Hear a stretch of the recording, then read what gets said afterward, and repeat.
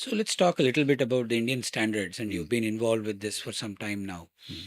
What's the process by which a standard gets written, and what's the process of enforcing it?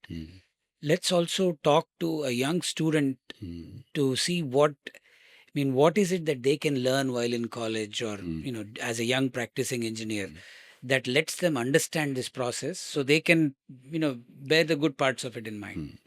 So, if you're looking at a watch or a car or a cycle, it's made in a factory. The research is done for 3 years, and then you come up with 1 million watches or, Yeah. 500,000 cars and so on. Or in the case of aircrafts, you'll make 3 aircrafts in 3 years or something like that. But in civil engineering, every structure is unique. There are each engineer looks at the structure differently and comes up with a different answer. Interestingly, in analysis, there is one answer. In design, there are multiple answers. Right? So when multiple answer options are available, we need to make sure that all the answers ensure safety.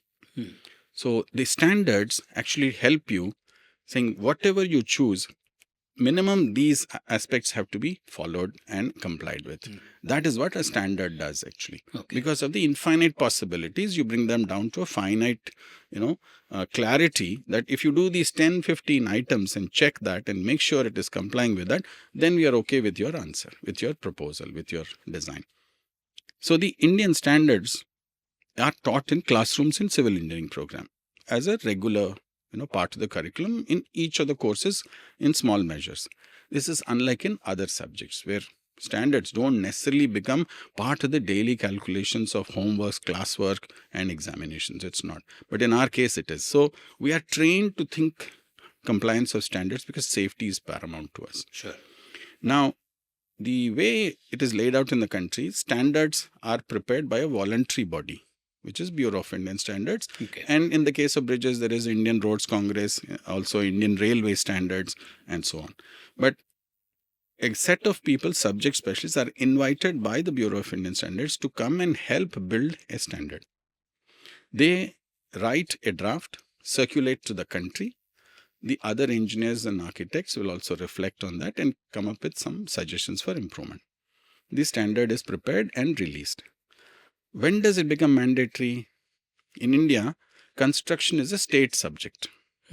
That means every state government has to, through its bylaws, say that you have to follow the Indian standards. Only then it becomes mandatory. Right? So all built environment has to be regulated by the state governments. It so happens that today, as we are speaking, we have 10,000 municipal bodies in the country. Okay. And nobody checks safety.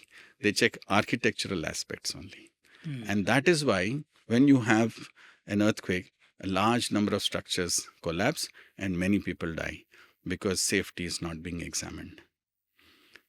That is the reason why we had to spend tireless number of hours with the government to push policy, right? And it will take time, some more time, because whatever practice we have had in the country so far, we need to depart from that. And this departure is going to affect all parties involved. And you want to depart bearing this volunteer-driven standard idea in mind, no enforcer. No, it will be prepared voluntarily. The subject specialist will come and prepare it and give you the best foot forward today. Okay. Now the implementing authority is the state government. State government says, where are the engineers in my municipal office to check this? That is where the difficulty is. Sure.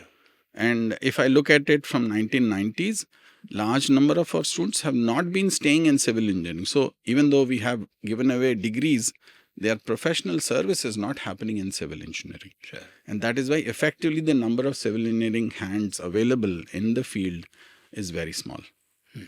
And if we have to correct the system, we need to find ways of bringing more of them back into the profession.